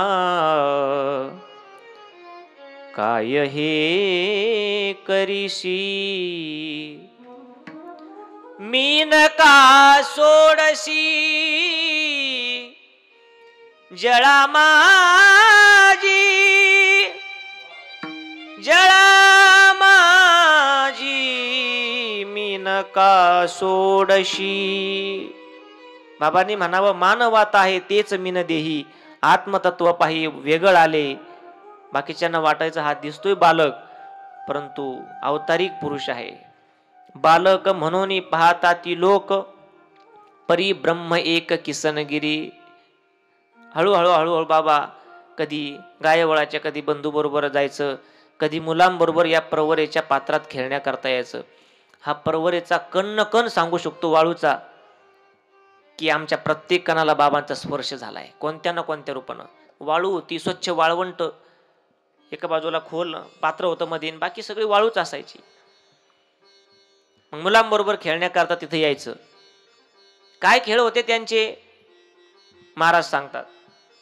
प्रवरेच्या तिरी पोरे घेती धाव, मांडियेला डाव खेळावया, मांडियेला डाव खेळावया, मांडियेला डाव खेळावया. प्रवरेच्या तिरी पोरे घेती धाव, मांडियेला डाव खेळावया, मांडियेला डाव खेळावया, मांडियेला डाव खेळावया. कुणी खेळे चेंडू, कुणी विटी दांडू, कुणी खेळे चेंडू, कुणी विटी दांडू. भक्तीचा तो छंदू कृष्णा लागे, भक्तीचा छंदू कृष्णा लागे. कुणी खेळे चेंडू, कुणी विटे दांडू, भक्तीचा तो छंदू कृष्णा लागे, भक्तीचा तो छंदू कृष्णा लागे, भक्तीचा तो छंदू कृष्णा लागे. कोणी खेळे चेंडू, कोणी विटे दांडू, भक्तीचा तो छंदू कृष्णा लागे, भक्तीचा तो छंदू कृष्णा लागे, भक्तीचा तो छंदू कृष्णा कृष्णा लागे. बाकीची मुलं कुणी खेळे चेंडू, कुणी विटी दांडू, परंतु बाबा हे खेळ खेळण्याकरता नव्हते आले. खेळले बाबा, परंतु हे त्यांचे मूळ खेळ नव्हते. आपला जो खेळ खंडोबा झालाय तो नीट करण्याकरता बाबा इथं आले होते. हा परिसर म्हणजे सगळा खेळ खंडोबाच झालता ना या परिसराचा. बहिरवाडी, धामोरी, पशु हत्या, एवढी पशु हत्या की परवरेचं वाहणारं पाणी लाल व्हावं एवढी पशु हत्या. हा खेळ खंडोबाचे, ही दुर्बुद्धीचे. मला कधी कधी काही माणसं विचारतात विनोदाने, महाराज लक्ष्मण तू जर देवगडला राहायला गेला नसता तर तू काय झाला असता.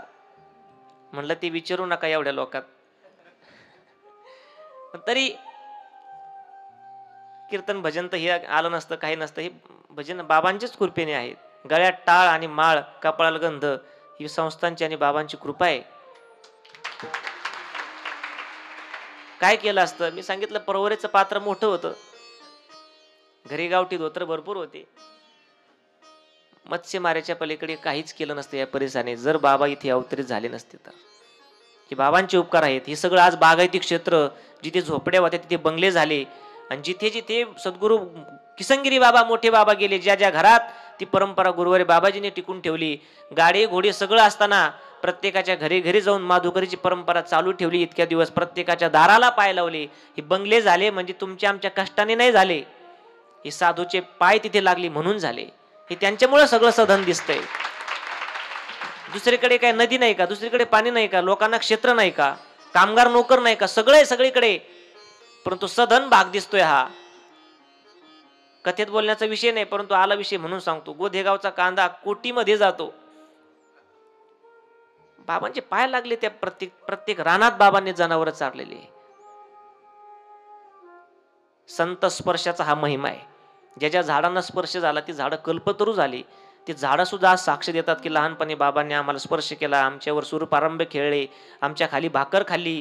प्रवरेचं पाणी सांगतंय की इथे बाबांनी स्नान केलं. वाळूचं कण सांगतोय आपल्याला की या इथे आणि एक तरी माझी पिंड करून तुम्ही विरघळा. कारण समर्थांनी सुद्धा तेच केलं म्हणले. या वाळूमध्ये खेळ खेळताना बाकीचे खेळ खेळायचे, पण बाबांचे खेळ काय? वाळूची करून पिंड, वाळूची करून पिंड, आत्म्यात शोधी ब्रह्मांड, ओंझळीने पाणी अखंड, पिंडीवरी घाली तसे. क्रिया साधी होती पण भाव शुद्ध होता. ती पिंड विरघळून जायची, परत दुसरी पिंड तयार करायची, परत विरघळून जायची. ओलीच वाळू ती परत करायची, परत टाकायचं. जेव्हा ती विरघळणार नाही तोपर्यंत टाकायचं पाणी. आणि पिंड राहिली, स्थिर राहिली की घरून निघल्या जी शेजारच्या लिंबाची काडी खिशात आणली असायची, ती काडी तिथे अगरबत्ती म्हणून लावून द्यायची.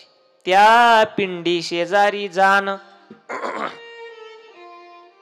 जी पिंड केली ना त्या पिंडी शेजारी जाण, वाळली काडी देतसे खून, तीच अगरबत्ती म्हणून सेवा चाली निरंतर. त्या काडीचा निघे धूर, सुवास पसरे दूरवर, चंदना समान अतिमधुर, वाटतसे जनाशी. अशा पारमार्थिक क्रिया हळूहळू, क्रिया साधी होती परंतु भाव शुद्ध होता म्हणून ती वाळूची पिंड सुद्धा विरघळली नाही. दिवसभर काम करायचं आणि रात्री येऊन घरचं जेवण करून येऊन मग प्रवराच्या पात्रात येऊन बसायचं. पोटासाठी करी दिनभर काम, रात्री शिवनाम आराधना, वाळूच्या त्या पिंडी करोनी अनेक, जले अभिषेक करीत असे. आणि भजन करायचं. शिक्षण नव्हतं, मोबाईल नव्हते, कुठं ऐकलेलं नसायचं, कीर्तन नव्हते, ज्ञानेश्वरी पारायण हे नव्हते, नंतर चालू झाले ते. मग जे येईल ते भगवान महादेवांसमोर गेल्यानंतर असं तोंड वाजावं लागतं. ते वरदान दिलेले, त्याचा आवाज तोबा तोबा निघतो. तो बाबांनी तेच भजन करावं, तोबा तोबा महादेव बाबा. आणि मग भजन चालू व्हायचं. नम शिवाय ओम नम शिवाय, हर हर बोले नम शिवाय, नम शिवाय ओम नम शिवाय, हर हर बोले नम शिवाय. नम शिवाय ओम नम शिवाय, हर हर बोले नम शिवाय. नम शिवाय ओम नम शिवाय, हर हर बोले नम. भजन म्हणायचे सर्वांनी, एक टाळी वाजवायची. एक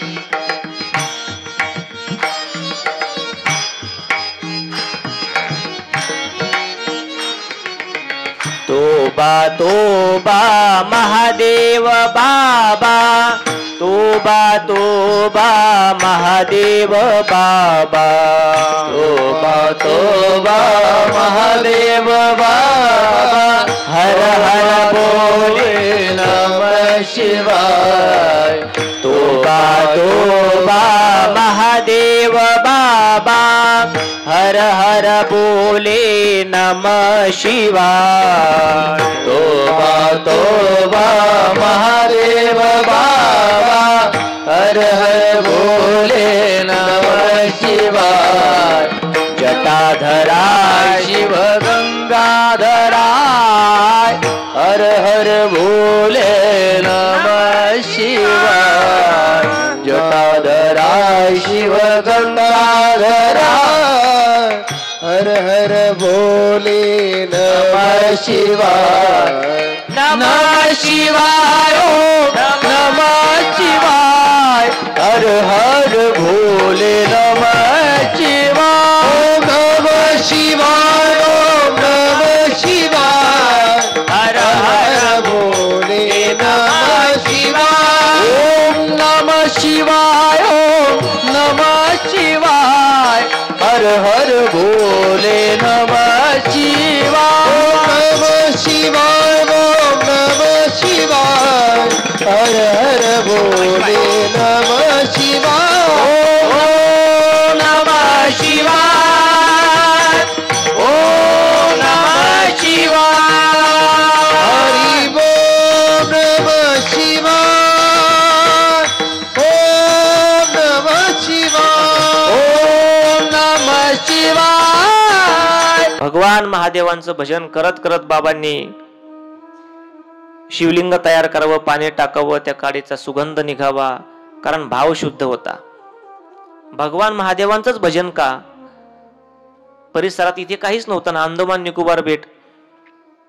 परंतु घरापासून जवळच पलीकडे सिद्धेश्वराचं पुरातन ठिकाण सिद्धेश्वर टोका हे जुनं ठिकाण, तिथे दर्शनाला जाण्याचा योग यायचा. शिवरात्र असेल आणि पहिली तपश्चर्या तिथे झाली. गोदावरी आणि प्रवऱ्याचा तिथे संगम आहे, तिथे बाबा मध्यधारीत जाऊन बसायचे तपश्चर्या करण्याकरता. दिवसभर काम झाल्यानंतर संध्याकाळी जायचं आणि डोक्यावर दगड घेऊन बसायचे, कारण माणूस पाण्यात बसला कंबर इतक्या छातीत की तरंगतो, आपोआप वर येतो, वर येऊ नये म्हणून. आणि तपश्चर्या कशी करायची माहिती नाही, कुणी सांगणारं नव्हतं. मग काहीतरी शरीराला त्रास होईल असं करायचं, मग डोक्यावर दगड घेऊन बसायचं. शेवटी शेवटी बाबा म्हणायचे, प्रवरा संगमचे त्यांचे भक्त होते डावखर सर, त्यांना भाचीबा म्हणायचे. बाबा त्यांना म्हणायचे, भाचीबा हे बघा आमच्या डोक्याला खड्ड आहे. कशाचं ये? ते विनोदाने म्हणायचे, बाबा आईने टाळू वारला नसेल. नाही भाचीबा, लहानपणी आम्ही भगवान महादेवाचं भजन करायचो, तर कसं करायचं माहित नव्हतं, मग डोक्यावर दगड घेऊन बसायचो. भजन करत राहिले, तपश्चर्या करत राहिले. ज्याला योगाच्या भाषेत योग म्हणतात. कठीण तपश्चर्या माऊली सांगतात, किती कठीण. पाहे पा लोहाचे चणे जै बोचरिया पडती खाणे. म्हणजे ज्या व्यक्तीला दात नाही अशा व्यक्तीला हरभरे खायला द्यायचे, आणि ते पण लोखंडाचे. शीत वेढावे उष्ण पांघुरावे वृष्टीची असावे घरात. भूक लागली की भूक खायची, तहान लागली की तहान प्यायची. भुकेशी भक्षिले तृषेशी त्राशिले ऐसे योगी भले किसन गिरी. रात्रंदिवस रात्रंदिवस. आणि त्या तपश्चर्याचा परिणाम हळूहळू बाबांचे जे कामं होते त्या कामात लोकांना दिसू लागलं की ही कामं लवकर होतात, की जी सामान्य व्यक्तीला हे काम न होण्यासारखं आहे, परंतु या बाळाकडून, या लहान मुलाकडून ते घडतंय. हा तपश्चर्याचा परिणाम. रात्रंदिवस दिन रात्री तपतो केले बैसोनी प्रवरेला. दिन रात्री तपतु केले बैसोनी प्रवरेला. तपश्चर्या केली, सगळ्यांना कळत गेलं. काय त्या तपश्चर्याचे परिणाम? घरून निघताना बाबा कधी तिकडे जायचे प्रवरा संगम मध्ये, जिथे गोदावरी गंगा मातेचा संगम आहे. कधी इकडे यायचे जिथे चंद्राकृती आकृती आहे. शनी मंदिराच्या मागे दरडी होती आहे. अगस्त्य ऋषींची गुफा मानतात त्याला, तपश्चर्या झालेली. तिकडे यायची. पण येताना एक औदुंबराचं झाड होतं वाळलेलं, की जणू काही या झाडाचं आयुष्य संपलंय आणि हा परत सजीव होऊ शकत नाही. परंतु झाडामध्ये सुद्धा प्राण किंवा जीव बघण्याची शक्ती संतांकडे असते, याला मरू द्यायचं नाही. मग भोपळं होतं, भोपळं कावड. ती कावड बाबाने गंगेतून भरून आणायची, प्रवरेतून भरून आणायची. येता जाता त्या औदुंबराच्या वृक्षाला पाणी घालायचं रोज नित्यनेमानं. आणि त्या तपश्चर्याचा परिणाम हळूहळू त्या झाडावर होत गेला. औदुंबराशी पालवी आली धाव्यासे सर्वा. औदुंबराई पालवी आली धाव्यासे सर्वा. औदुंबराशी पालवी आली धाव्यसे सर्वा. औदुंबराई पालवी आली धाव्यासे सर्वा. धन्य झालो तव गुणगाता किसनगिरी देवा. जय श्रीराम. धन्य झालो तव गुणगाता किसनगिरी देवा. किसनगिरी देवा. श्री समर्थ सद्गुरु किसनगिरी बाबा की जय. अवधूत चिंतन श्री असा बाबांचा दिनक्रम चालू असायचा. त्या औदुंबराला पालवी आली. गावात कळालं, मित्रमंडळींना कळालं की आपला मित्र वेगळा आहे. परंतु मित्राला कधी मित्राचं महत्व कळत नसतं. समाजाकरता तो महाराज असेल, तो गायक असेल, तो IPS कलेक्टर प्रांत असेल, पण तू म्हणतो लहानपणी तू माझ्याबरोबर राहिला हे बाकीचं लोकांना सांग. आता सगळे महाराज म्हणतात, आमचे दत्त महाराज कधीच महाराज म्हणत नाही. काय मित्र आहे ना. ते मित्रांना पटत नव्हतं की हे कामं घडतात, ही बाल अवतारी बाल संन्यासी आहेत हे माहीत नव्हतं. औदुंबराला पालवी आली की ज्या झाडाचं आयुष्य संपलंय आता तरी हिरवा झाला. औदुंबरासी पालवी आली ठाव्य असे सर्वा. हा टानाटोना नाहीये किंवा हे चमत्कार नाहीये, ते सहज त्यांच्याकडून घडतं. तुमच्या आमच्या विचाराच्या पलीकडची ती क्रिया आहे म्हणून तुम्हाला आम्हाला टानाटोना चमत्कार वाटतं, परंतु त्यांचं सामर्थ्य होतं. मग नित्य गंगेवरी जाऊनी भोपळ्यामध्ये गंगाजळ आणूनी त्या वृक्षाशी घालून सजीव केले तयाशी. त्याच झाडाखाली राहू लागले. जास्त वास्तव्य होऊ लागलं. गावातल्या लोकांना कळालं की म्हणले तो पवाराचा मुलगा आहे ना मारुती नायकाचा, तो काहीतरी नवीन असंच काहीतरी घडतंय म्हणले. कुणी म्हणती वेड लागले, कुणी म्हणती विशेषीची घडिले, कुणी मांत्रिक म्हणू लागले अज्ञान जन गावीचे. म्हणले नेहमी फिरतीवर असतात, नक्की काहीतरी शिकून आले. मग एक दिवस गावातल्या जुन्या माणसांनी परीक्षा घ्यायची ठरवलं. गोदे गावातले जुने माणसं सहज आपली एक गंमत म्हणून, का रे बाळा असं असं ऐकलं आम्ही औदुंबराला पालवी आली, तू लावलेली काडी, तुम्ही लावलेली काडी सुगंध आला, असं तसं आम्ही मानू म्हणले, परंतु आमचं ऐकावं लागेल, परीक्षेत पास व्हावं लागेल. परीक्षा दिल्याशिवाय कोणी साधू होत नाही, सहन केल्याशिवाय कोणी साधू होत नाही. सोन्याला चमक आणण्याकरता त्याला त्या आगीत उकळून निघावं लागतं. इथून सुरुवात आहे, बालपणापासूनच सुरुवात आहे. बाबा कुठे संस्थेत शिकण्याकरता गेले नाही, कुठे हिमालयात तपश्चर्या करता गेले नाही, तुमच्या आमच्यात राहून तपश्चर्या केली. कारण एकांत तपश्चर्या होईलच ना, तिथं त्रास देणारे वस्तू कमी आहेत, पण तुमच्या आमच्यात राहून तपश्चर्या केली. आणि तुमचे आमचे पूर्वज काय सामान्य होते का? टाकळी वानकर हा दंडकारण्याचा परिसर म्हणजे तुमचे नाही सांगतात, पण आमचे पूर्वज तर राक्षसच होते. यांच्यात राहून तपश्चर्या केली म्हणजे ही खरी तपश्चर्या. कारण त्रास देणारे शत्रू आहेतच, कुणी बोलताना त्रास, कुणी शारीरिक त्रास, कुणी मानसिक त्रास, अडथळा आणायचा. तुमची आमच्यात राहून तपश्चर्या झाली, सहन करीत राहिले. परीक्षा द्यायची ठरवलं. काय करायचं ते म्हणले, 1 महिनाभर लिंबाचा पाला खायचा. आता लिंबाचा पाला गोड लागतो की काय फळ आहे ते, पण खायचा म्हणले. बाबा म्हणले ठीक आहे. तर बाबांचे जे गुरु पुढे आपण बघणार आहेत, विश्वेश्वर ब्रह्मलीन नाथ बाबा, त्यांनी 1 वर्षभर पाला खाल्ला होता. असंच समाजाची परीक्षा द्यायची, एक आपली रचना आपल्या ताब्यात असावी म्हणून 1 वर्षभर लिंबाचा पाला खाल्ला. बाबा म्हणले ठीक आहे खातो. आणि बरोबर 1 महिना तैसेची योग्याने केले, म्हणजे बाबांनी 1 मास निराहार राहिले. परी अघटित घडू लागले, तेज लागले झळकू. आहार बंद केला, नाश्त्यालाही म्हणजे सकाळी लिंबाची पानं, दुपारी लिंबाची पानं, संध्याकाळी लिंबाची पानं आणि परवरेचं पाणी, या पलीकडे काही नाही. निरंकार उपवास याला म्हणतात, निरंकार उपवास. फक्त लिंबाचा पाला.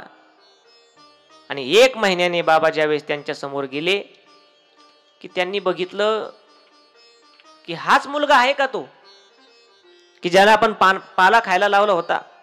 कारण तेवढं तेज, ती चमक, ती बलदंड शरीर. बाबांची उंची कमी होती पण शरीर धिप्पाड होतं, लहानपणे ताकद होती. आणि 1 महिना लिंबाचा पाला खाल्ला. तपश्चर्याही चालू, भजन पूजनही चालू, शरीराचं व्यायामही चालू. अपार तेजस्वी मुनी बाबांना बघून पाहताच जन गेले मोहनी.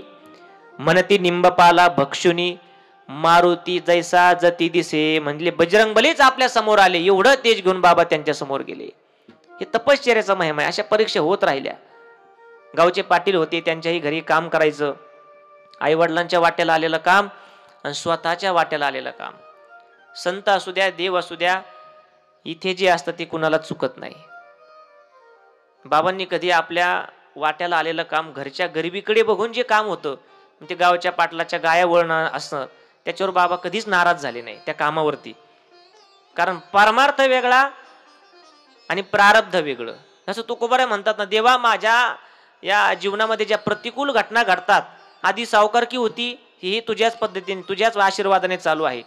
वंश परंपरा मी दास आहे, तुझ्याच आशीर्वादाने आहे. आता दुष्काळ पडला, दावणीचा बैल मेला. शेतकऱ्याचा बैल मरणं म्हणजे शेतकऱ्याची प्रॉपर्टी जाणं त्या काळात. कारण शेतकऱ्याची श्रीमंती बैलावर, जनावरावर मोजली जात होती. बैल मेला, वडील मेले न कळता, बाप मेला न कळता, नव्हती संसाराची चिंता. दुष्काळ पडला आणि दुष्काळानं सगळं काही नेलं. एक भाऊ सैन्यात निघून गेला आणि एकाला महाराजांनी सगळ्या कर्जाच्या वह्या देऊन टाकल्या. हे तुझं धर, माझ्यामुळे तुझं नुकसान नको. एवढी प्रतिकूलता. अगदी म्हणजे स्त्री एक अन्न करता मेली. परंतु परमार्थ आणि प्रारब्ध या 2 गोष्टी सर्व साधू संतांनी वेगळ्या ठेवल्या. अगदी गावच्या पाटलांनी म्हणावं की जो मुखिया आहे गावचा, त्याने सुद्धा म्हणावं, महाराज गावच्या बाहेर जाऊन भजन करा. घरचे सुद्धा कधी कधी म्हणायचे, काय केलं म्हणले यांच्या पांडुरंगाने, मुलगा मेला फन ताप करून, आमची सवत मेली, महाराजांची धर्मपत्नी मेली, काय केलं पांडुरंगाने, सारखं देवाचं भजन करत बसतात. पण ती म्हणायची प्रारब्ध वेगळं आणि वाट्याला आलेले भोग वेगळे आणि परमार्थ वेगळा. ते म्हणायचे काय यांचा परमार्थ आहे का, यांना परमार्थातले तरी साधनं आहेत का.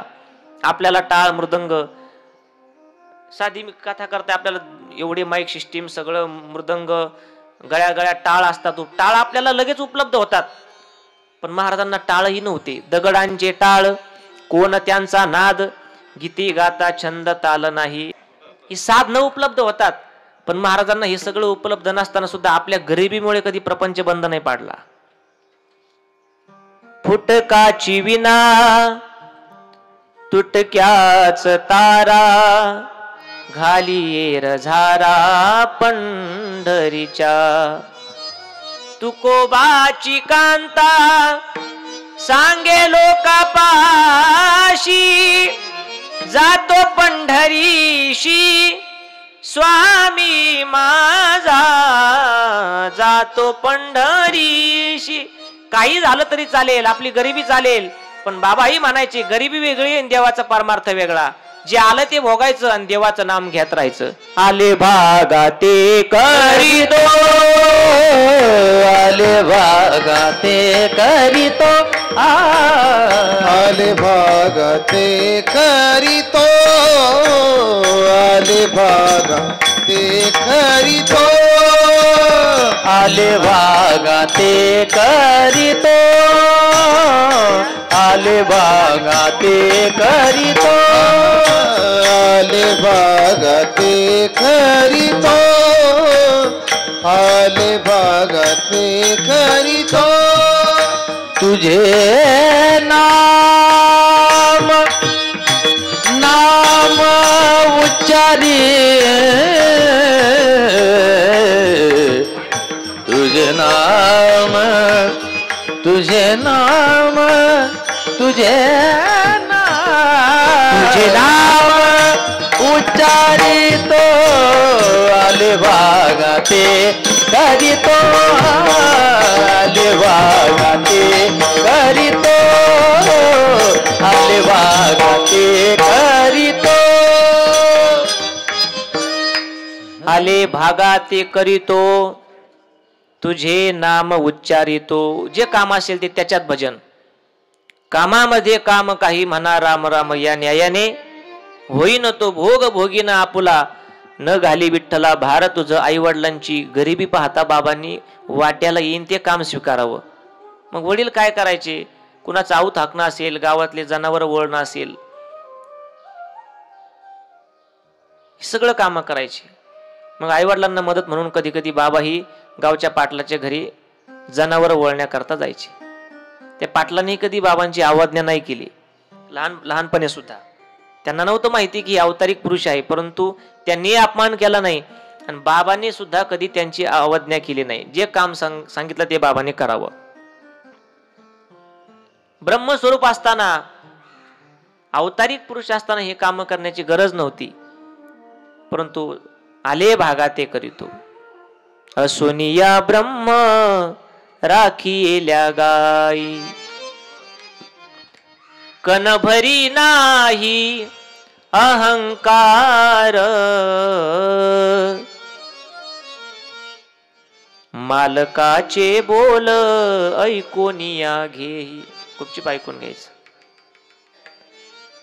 परिमनी नाही राग द्वेष, कारण त्या पाटलाचं काहीतरी पूर्वजन्मीचं ऋण होतं आणि ऋण कुणावर असू द्या, ऋण वैर हत्या हे तो न सुटे ने देता ते फेडावंच लागतं. जोपर्यंत ऋण होतं तोपर्यंत गाया वळत राहिले, काम करत राहिले आणि त्याच्यातच वेळ जात होता. जनावर, गाया, बैल, भगवान महादेवाचे नंदी साक्षात बाबांच्या अवताला असतील. बाबा आऊत हाकायचे. जगाच्या मालकाने आपले नंदी पाठवले असतील. शिवाचे ते नंदी असतील अवतार, काय कळे गुंता मालकाशी, काय कळे गुंता मालकाशी, काय कळे गुंता मालकाशी. नंदी असतील अवतार, काय कळे गुंता मालकाशी, काय कडे गुंता मालकाशी, काय कडे गुंता मालकाशी. आणि सगळं करत राहिले. भगवान महादेवाचे नंदी तिथं आले असतील की बाबांना हे सगळं शेती काम करू लागण्याकरता सगळं ऋण फेडलं. असेल जे ऋण फेडेले सर्व, मग भक्ती पर्व केले सुरू. आतापर्यंत केले ते पोटा करता, आई वडिलांची सेवा, त्यांच्या वाटेला आलेलं काम. पण तिथून पुढे जसे जसे चमत्कार होत गेले, बाकीच्यांना कळत गेले की हे अवतारिक आहेत, मग कुणी बाबांना काम सांगत नव्हतं. आणि आधी एकेरी बोलणारी माणसं आता त्यांना बाबा म्हणू लागली होती. हळूहळू प्रचिती येऊ लागली. आतापर्यंत केलं ते पोटासाठी केलं आणि बाबांनी कधी त्याचा अतिरेक केला नाही. आम्ही काम करतो फक्त 2 टायमाची भाकर मिळेल एवढंच काम आणि एवढंच आम्हाला खाण्याकरता द्या, जास्त काय आम्हाला नको.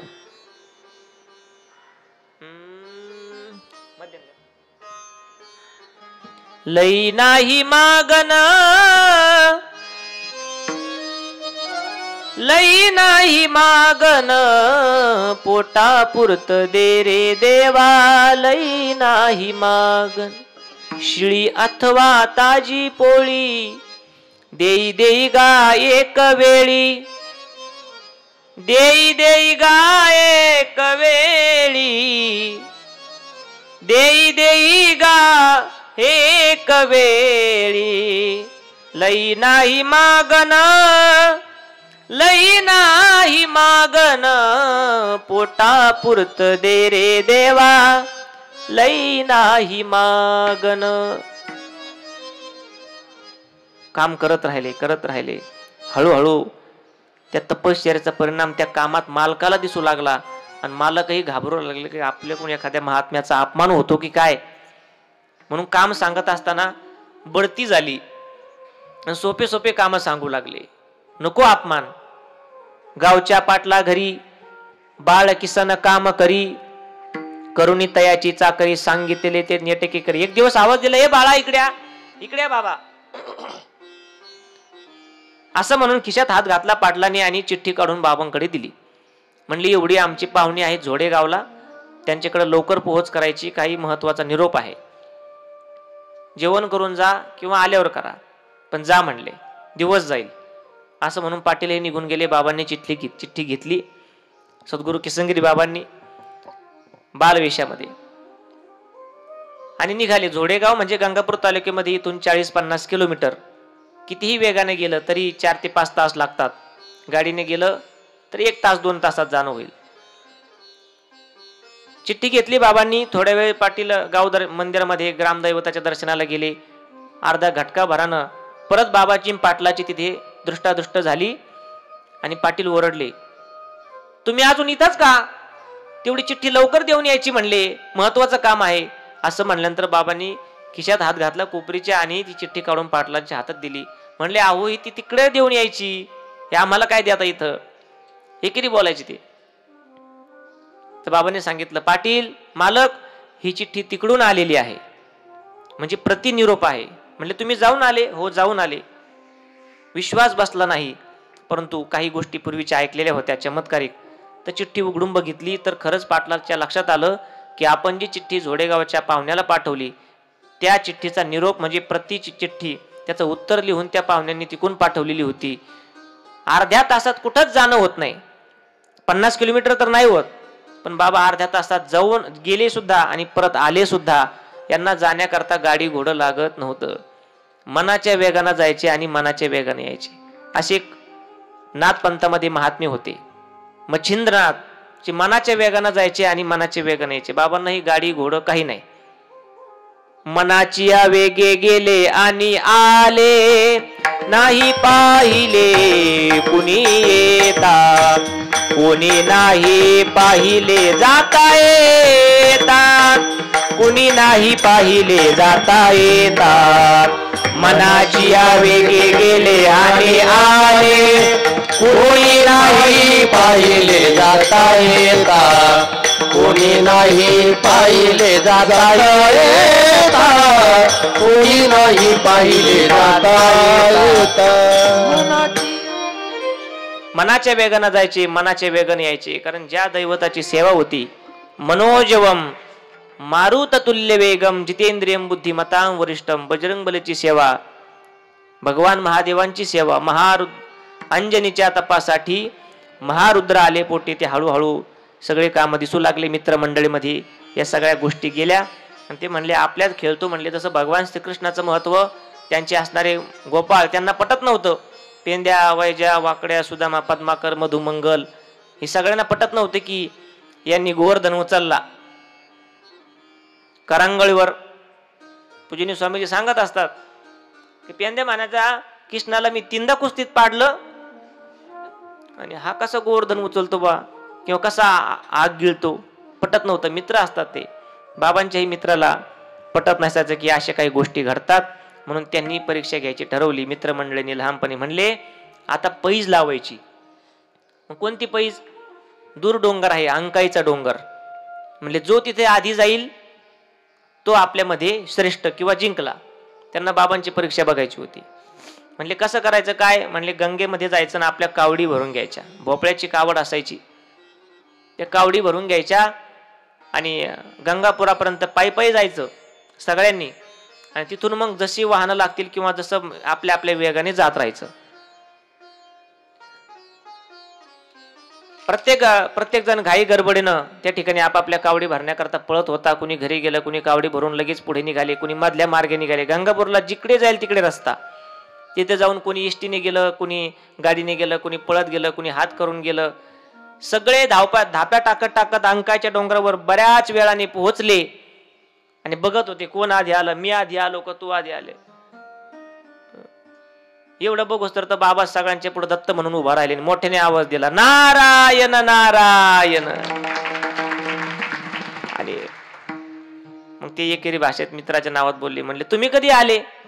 म्हणले बघा म्हणले आलो का नाही माहित नाही, पण आलो का नाही तुमच्या आधी? हो बाबा आले म्हणले. आणि तेव्हापासून मित्रमंडळी सुद्धा परत कधी एकेरी बोलली नाही, सगळे तेव्हापासून. कारण ते आश्चर्यचकित घटना होती ना. पाहताच दचकले मन, कैसे आले बाबा किसन, साक्षात्कार हा अवघ्याने ओळखून घेतला. आणि कळू लागलं की हे सामान्य व्यक्ती नाही, तुमच्या आमच्यात जरी असले तरी हे अवतारिक आहेत. आणि मग फक्त मित्रच नाही, हा सगळा प्रवारा काठ, गोदेगाव, बहिरवाडी, धामोरी, कारण बाबा जिथे जिथे गाया चारण्याकरता जायचे तिथं शुभमंगल घटना घडायच्या, ती पिकं चांगली यायची. त्या लोकांनाही ते सगळे चमत्कार कळत होते. सगळ्यांना कळालं की हे अवतारिक पुरुष आहेत आणि बाबाच्या तपश्चर्याला सगळे शरण आले. काही अडचणी असले तर बाबांना येऊन भेटायचे. प्रवरे काठी जग उद्धरण्या, सगुनी अवतरले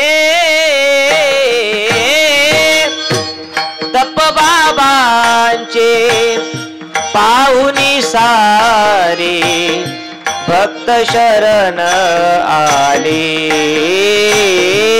बाबा किसनगिरी वंदिले तप बाबाचे पाहुनी सारे भक्त शरण आले. बाबा किसनगिरी वंदिले.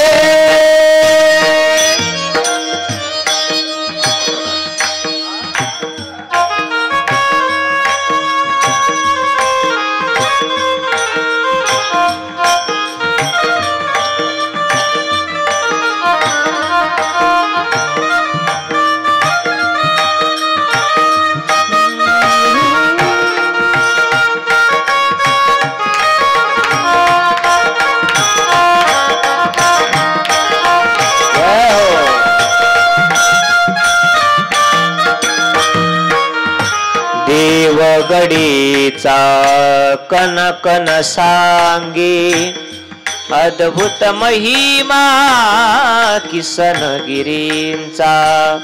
जनसेवेचे व्रत घेऊन या, जनसेवेचे व्रत घेऊन या. आम्हा प्रति स्थिरले बाबा. जय जय किसनगिरी बाबा, किसनगिरी बाबा, जय जय किसनगिरी बाबा, किसनगिरी बाबा, जय जय किसनगिरी बाबा, किसनगिरी बाबा, जय जय किसनगिरी बाबा. ओम नमो सद्गुरु, जय जय किसनगिरी बाबा.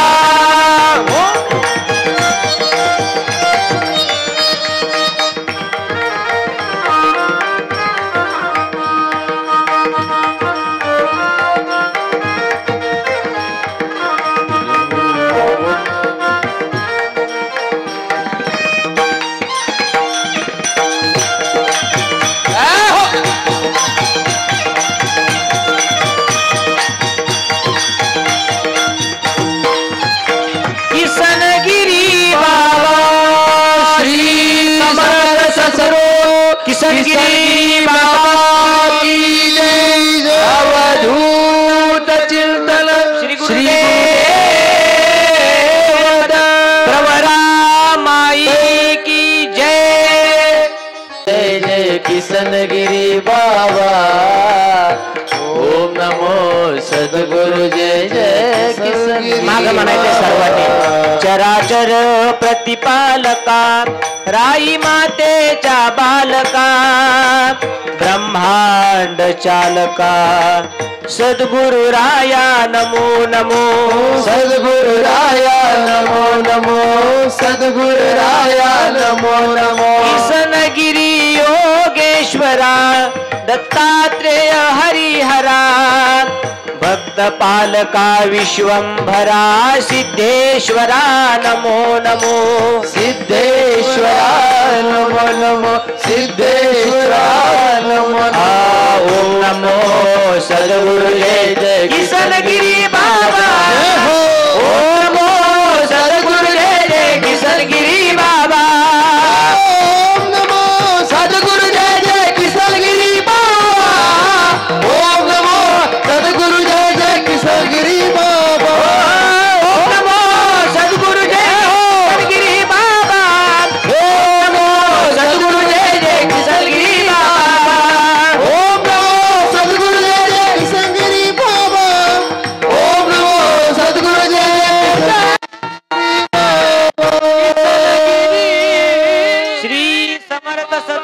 किसनगिरी बाबा बाबा की जय। अवधूत चिल्लर श्री दत्त देवगड धाम की की जय। प्रवरा माते की जय। सब संतन की जय। आज के आनंद की जय। नमः पार्वती शिव हर हर महादेव। कुंडली कवरधारी विठ्ठल